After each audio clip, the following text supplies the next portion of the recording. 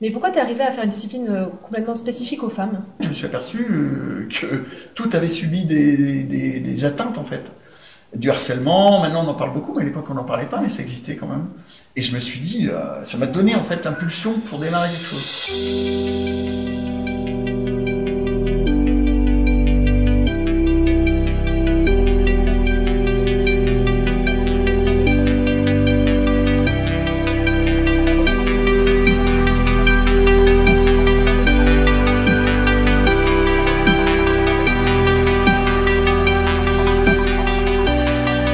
Bonjour à toutes, on continue notre petite série de vidéos sur les témoignages et sur notre équipe. Et donc je vous présente Eric, le fondateur d'Amazon Training. Donc est-ce que tu peux te présenter en quelques mots? Eh bien, tu as commencé, donc je m'appelle Eric Keke, et j'ai exercé le métier de policier pendant assez longtemps. Et maintenant, je suis formateur depuis 98 dans tout ce qui concerne la gestion du stress, développement personnel. Je me suis spécialisé pendant une période dans tout ce qui est gestion de conflits et de la violence. Et maintenant, je suis bien content de faire plus de développement personnel, parce que parler toute la journée de conflits et de violence, c'est un peu fatigant. Et voilà, donc, D'accord, donc toi tu as lié pareil, tu as lié le développement personnel à la salle défense. oui, En parce qu'à un fait, moment, c'est cohérent, c'est complètement cohérent. Quand on voit, moi j'ai bien connu la violence dans mon ancien métier, et la violence, c'est dégoûtant, hmm, c'est inhumain. Et quand on voit l'inhumanité, on a envie de se reconnecter à l'humanité. Et ça te porte à changer, ça te porte à vouloir changer les choses, à faire du bien, etc. Et donc ça te porte vers le développement personnel. d'accord, bah, génial. C'est vrai on est plusieurs à l'Amazon Training à avoir, je pense que même toute l'équipe quasiment Changer de métier. a changé de métier et a fait un double métier en fait, à la fois dans la salle défense et à la fois dans le développement personnel. Mais vous le verrez sur les prochaines vidéos. Donc pourquoi toi t'es arrivé, donc t'as fait une discipline mixte qu'on appelle la défense de rue entourée par d'autres personnes bien sûr, mais pourquoi t'es arrivé à faire une discipline complètement spécifique aux femmes? Il y a deux raisons. En fait, une première, c'est une raison pédagogique. J'étais nul pour enseigner aux femmes. Et en fait, je l'ai vu parce que j'avais l'habitude d'enseigner aux hommes. Il faut savoir qu'avant, j'étais dans le monde de la boxe. Donc, j'ai fait des compètes, j'ai préparé des boxeurs en compétition, etc. Donc, milieu très masculin. J'avais pas de femmes dans mes élèves. Et quand je me suis mis à la salle de défense, j'ai eu des femmes, mais je me suis pas bien adapté à elles. Et j'ai eu plusieurs échecs pédagogiques en fait, hein. En gros, les nains, elles restaient pas longtemps, elles se barraient, et voilà quoi. Et un jour, il y en a une qui a piqué une crise et qui m'a dit: Ouais, putain, il est court, il est nul ton cours. Ça m'a vexé. Et ça m'a fait réfléchir aussi. Je me suis dit: Tiens, mais elle a pas tort, parce qu'au fond de moi, je savais que mon cours était pas vraiment adapté aux femmes. J'ai commencé à réfléchir. Le deuxième élément, c'est en fait, à peu près dans cette époque-là, je suis allé dans une soirée organisée par mon cousin qui était comédien. Il y avait pas mal de comédiennes. Il y en avait une qui arrivait en retard, c'était en été. Et elle avait été vraiment ennuyée par un gars dans le métro qui avait regardé sous sa jupe, etc. Et là, toutes les filles présentes, elles disaient: Ah oui, c'est comme moi, si, c'est comme moi, ça. Et je me suis dit: Bah, ça fait beaucoup de monde qui a été agressé quand même. Je me suis dit: C'est bizarre. Je me suis intéressé au phénomène, je me suis aperçu que tout avait subi des atteintes en fait. Du harcèlement, maintenant on en parle beaucoup, mais à l'époque on n'en parlait pas, mais ça existait quand même. Et je me suis dit, ça m'a donné en fait l'impulsion pour démarrer quelque chose. Et en fait, parmi ces copines qui étaient là, et puis d'autres amis, j'ai démarré un cours uniquement féminin, sur 1 an, sur 2 ans même j'ai fait, pour tester, en leur disant: Ben voilà, comme c'était des potes, vous ne payez pas, on va essayer de monter quelque chose, mais par contre vous êtes franche avec moi, vous me dites ce qui marche pas, ce qui vous plaît, ce qui est pas bien, ce qui vous parle pas, ce qui vous parle, etc. C'est comme ça que j'ai monté Amazon. Un mot pour lequel tu t'es tourné vers les sports de combat? Confiance. La Confiance. confiance. C'est-à-dire que même toi, en fait, avec ton gabarit, ta façon d'être, tu t'avais pas, tu supposais ou tu pensais ne pas avoir assez confiance en toi Ah, en fait, à l'époque? j'étais violent. Le problème était un peu inverse. C'est-à-dire qu'en fait, dès la maternelle, j'ai eu une histoire d'enfance un peu difficile et spéciale, et j'ai dû défendre mon frère. Et dès la maternelle, je me suis battu comme un chien. Et voilà, quoi, je me battais tout le temps. C'était vraiment, tu vois, je me battais parce que je devais défendre mon frère, parce qu'on me regardait de travers, parce qu'en fait, j'étais non confiant en moi.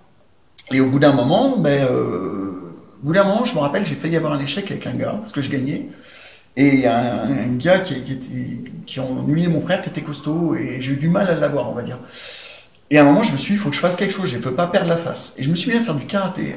Et j'ai fait un peu de judo avant, mais j'ai fait du karaté. Et là, c'était une révélation. Pourquoi? Parce que ça m'a canalisé. Ouais. Ça m'a calmé, ça m'a fait du bien, et plus j'étais confiant, moins j'étais ennuyé. Donc maintenant, après toutes ces années de développement personnel, de questionnement sur toi et même de recherche, parce que toi, de recherche, parce que toi, tu es un chercheur, hein, c'est toi qui fais pas mal de choses d'un point de vue sur la défense dans toute la DAC et dans toute l'Amazon Training. Quel mot tu prendrais maintenant pour te représenter aujourd'hui? Alors, pour me représenter aujourd'hui, je pense que j'ai du bon sens et du pragmatisme. Il y a une autre couleur qui me caractérise, je pense, par contre, depuis l'enfance, c'est que je suis volontaire et persévérant. C'est-à-dire, je me mets sur un sujet. Je fais de la musique, par exemple. Je suis absolument pas doué à la base en musique. Mais maintenant, je joue, je fais des concerts, je machin, et c'est que du travail et de la persévérance. C'est intéressant de voir à quel point on peut ne pas être doué dans un domaine, parce que d'un point de vue féminin, moi, les femmes que je vois en cours, ou même moi-même, on a tendance à se dire ah bah ça, je suis nulle, bon bah je vais pas le faire.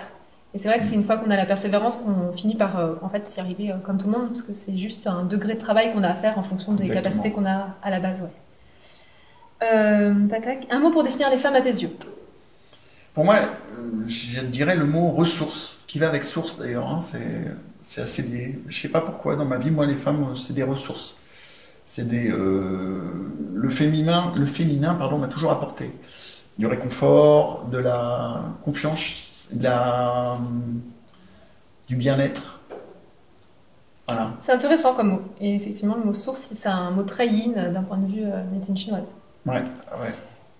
Une femme inspirante, une personnalité inspirante à tes yeux, une femme que tu connais. Permets-moi de rajouter une chose dans les Ouais. ressources. Il y a aussi quelque chose que l'Amazon m'a fait découvrir, c'est que les femmes ont énormément de ressources. Et c'est vrai qu'au début, j'ai fait ça, un peu le gentil garçon qui veut rendre service aux femmes, et j'ai été dépassé par les choses, mais de manière très positive, puisque j'étais hyper étonné de voir que quand tu avais le bon langage, les filles, mais elles ont dépassé mes espérances, Et donc après, j'ai vu que c'était exponentiel dans plein de domaines. Après, je me suis intéressé bien sûr beaucoup plus au féminin, et tout ce que les femmes gèrent en même temps que nous, on ne gère pas. Il y a plein de ressources dans le féminin, Oui. je pense vraiment. Effectivement. C'est chouette. C'est Ouais. assez agréable d'entendre un homme qui s'est intéressé à tout ça et qui l'a vu de ses propres yeux. Ouais, c'est des découvertes au fil Ouais. du temps en fait. Hein. Je ne suis pas né comme ça, c'était petit à petit. Alors, on revient sur la femme inspirante. Une personnalité, une amie.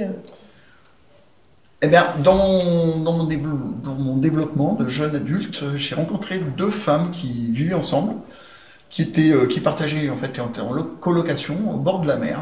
Et moi, à l'époque, je faisais mon service militaire, ça existait encore. Et je rentrais pas chez moi pour X raisons, donc je m'ennuyais ferme. Et il y a un copain qui m'a dit, viens voir, j'ai des copines à te présenter, qui étaient plus vieilles que moi. Et là, j'ai découvert un autre monde. C'était des artistes, des filles. Il y en avait une qui était infirmière, l'autre qui était institutrice. Et toutes les deux artistes. Et elles faisaient de la musique, elles écrivaient, elles faisaient du théâtre et tout. Je suis arrivé dans ce monde-là, et les nanas, je me suis dit, c'est vraiment mes sources inspiratrices, on les appelait les petites sorcières à l'époque, de nanas qui m'ont changé ma manière de voir le monde complètement. En plus, à la base, c'était uniquement des sports de combat.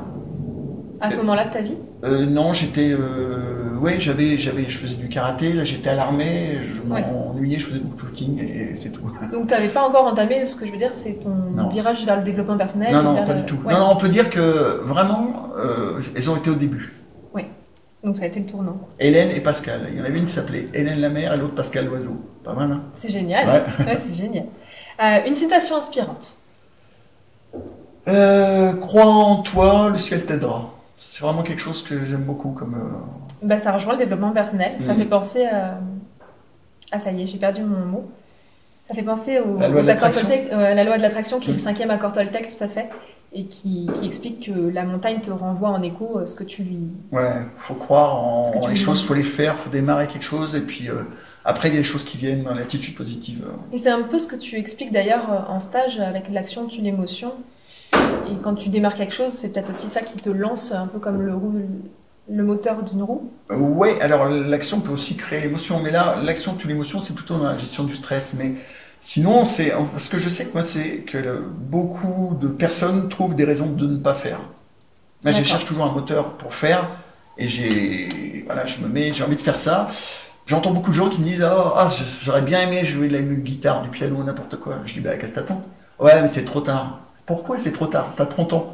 Moi, si à 70 ans j'ai envie de me mettre au violon, je me mettrai au violon, rien ne m'arrête. Hein. Et ça, c'est génial. Mm. Ça, je pense que ça va être notre mot de la fin. Donc, toi, on va te retrouver à Paris pour de multiples stages, parce que je fais souvent venir Eric pour un tas de stages. Le prochain, je crois, ça va être. On a fait du sol et on a prévu une série de stages sur. Dans les transports en commun. Se défendre dans les transports en commun, tout à fait. Donc, on a une série de stages comme ça. Tu fais des stages ici dans la région, toi, dans ton club. Oui, j'en fais dans ma région aussi. J'ai lancé des ateliers. Des petits stages peu coûteux de 3 heures dans ma région pour tester dans les villages parce que j'habite la campagne. C'est où déjà? Moi j'habite dans la région entre Chambéry et Grenoble, dans la campagne. Donc mon village il fait 1200 personnes, il y a des villages alentours. Et j'ai démarré ça donc sur par exemple comment apprendre à apprendre, comment mieux communiquer avec ses proches, etc. Et ça intéresse de plus en plus les gens et je suis très content. Très tourné coaching en fait. Ouais. Il y a aussi la self-défense, que j'ai une grosse demande là-dedans. Oui. Donc on va te retrouver très bientôt, je crois que c'est en octobre-novembre à Paris. Avec plaisir. Et pour le prochain stage, et sinon tout au long de l'année, tu mets des vidéos aussi un peu partout. On te retrouve sur le Facebook de la DAC, donc Académie des Arts de Combat. Et sur ton Facebook à toi qui s'appelle... J'ai pas de Facebook à moi. Si ta page... Ah oui, si je oui. Atelier Découverte 38. Atelier Découverte 38, donc c'est la page où vous retrouvez les stages d'Eric dans la région. Merci d'être venu et puis on se retrouve très bientôt. Merci à vous et à bientôt. À bientôt.